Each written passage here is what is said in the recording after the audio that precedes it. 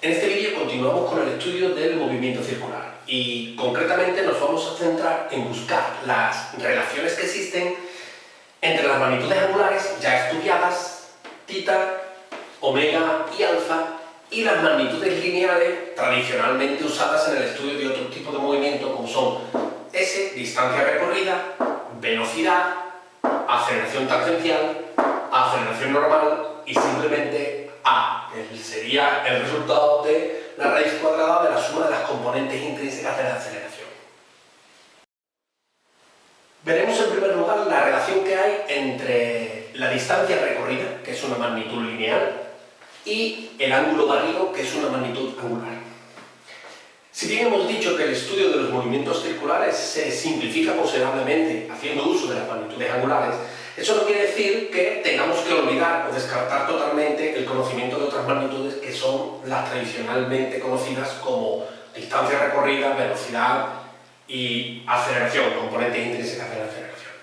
Nos centramos entonces en la relación que hay entre estas dos magnitudes, entre la distancia recorrida y el ángulo barrido. Supongamos una partícula que realiza un movimiento circular a lo largo de esta trayectoria que aquí hemos representado, de manera que en un instante t1 se encuentra en esta posición. Transcurrido un tiempo delta de t, la partícula se ha desplazado a una nueva posición, en el instante t2, que sería el instante t1 más el tiempo que haya transcurrido. Esta partícula evidentemente habrá recorrido una distancia. La distancia que ha recorrido esta partícula será esta de aquí, porque la partícula se mueve recorriendo la trayectoria circular. Esto sería S, distancia recorrida. Obviamente también ha barrido un ángulo, es decir, habrá girado un determinado ángulo que viene dado por esto de aquí. Este es el giro que habrá realizado, que vendrá determinado por delta de tita. Este sería el ángulo barrido, que es una magnitud angular, y esta sería la distancia recorrida, que es una magnitud lineal. Evidentemente hay una relación entre ellas, dado que cuanto mayor sea el ángulo que barre, pues mayor será la distancia que recorre. ¿Cuál es la relación? Matemáticamente se relacionan de la siguiente forma. La distancia recorrida se obtiene multiplicando el ángulo barrido por el radio de la circunferencia, el radio de la trayectoria. Hay que tener en cuenta que el radio sería la distancia que hay desde el centro hasta cualquier punto de la circunferencia. Esta relación de aquí nos permite obtener la distancia recorrida si conocemos el ángulo barrido. Hay que tener en cuenta que, en este caso, el ángulo barrido debe estar medido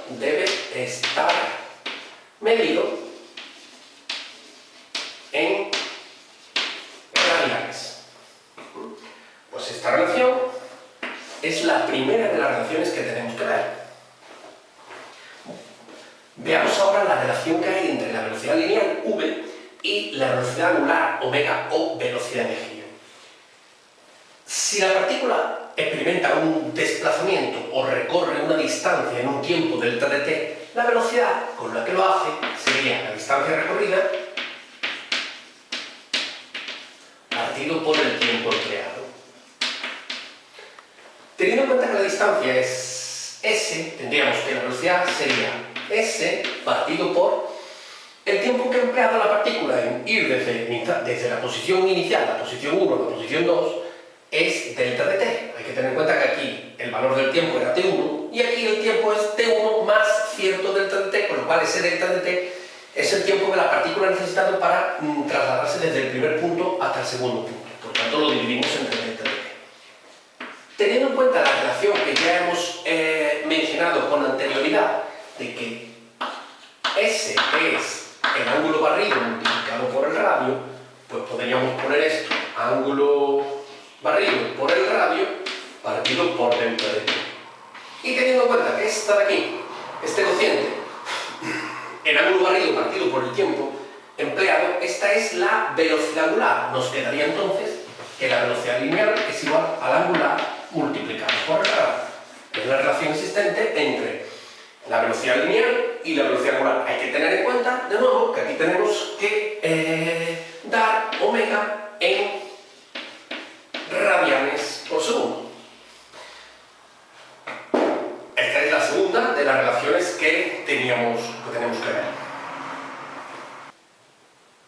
Vemos ahora la tercera de las relaciones que nos interesa, que es la relación entre la aceleración tangencial, AT, y la aceleración angular, alfa. Hay que recordar que en cualquier movimiento curvilíneo va a tener una componente normal de la aceleración y puede o no tener una componente tangencial, eso dependiendo de si la velocidad en módulo aumenta o disminuye.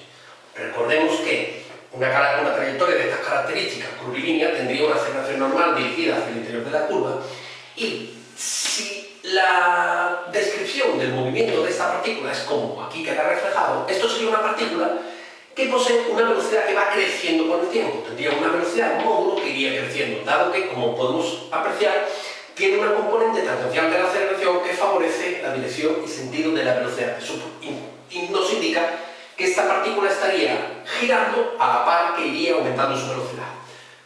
Entre estas dos componentes, AN y AT, hay una relación que es que, aplicando Pitágoras, a esta descomposición vectorial de aquí, tenemos que el módulo de la aceleración sería la hipotenusa de un triángulo rectángulo en el que uno de los catetos sería la componente normal de la aceleración y el otro cateto sería la aceleración, la componente tangencial. Por tanto, aplicando Pitágoras, A sería la hipotenusa, sería la raíz cuadrada de la suma de los catetos al cuadrado. Es decir, que la aceleración de la partícula sería la raíz cuadrada de la suma de las componentes tangencial y normal al cuadrado respectivamente. Bien, pero lo que a nosotros nos interesa de momento es ver qué relación hay entre una de esas componentes intrínsecas de la aceleración, AT, y la aceleración angular.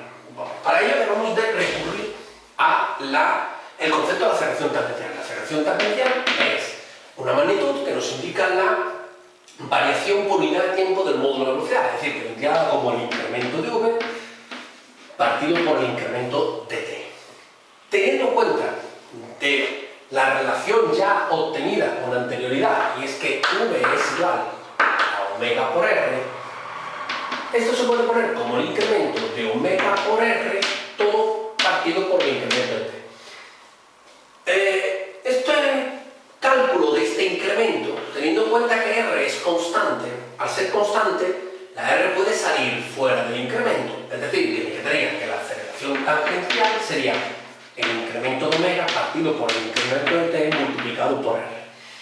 Y este incremento de omega partido por el incremento de t es alfa, la aceleración angular. Por tanto, la aceleración tangencial es igual a la angular multiplicado por el radio. Vemos que esa es la relación que hay entre la aceleración tangencial y la aceleración angular, teniendo en cuenta que alfa tiene que estar dado en radianes por segundo al cuadrado, que serían las unidades del sistema internacional.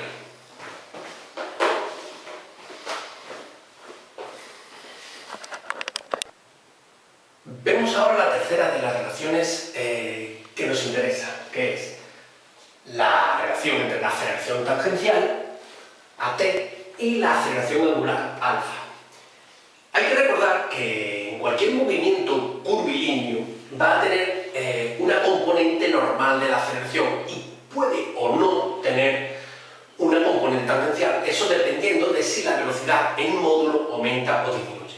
Recordemos que una trayectoria de estas características curvilínea tendría una aceleración normal dirigida hacia el interior de la curva, y si la descripción del movimiento de esta partícula es como aquí queda reflejado, esto sería una partícula que posee una velocidad que va creciendo con el tiempo. Tendría una velocidad en módulo que iría creciendo, dado que, como podemos apreciar, tiene una componente tangencial de la aceleración que favorece la dirección y sentido de la velocidad y nos indica que esta partícula estaría girando a la par que iría aumentando su velocidad.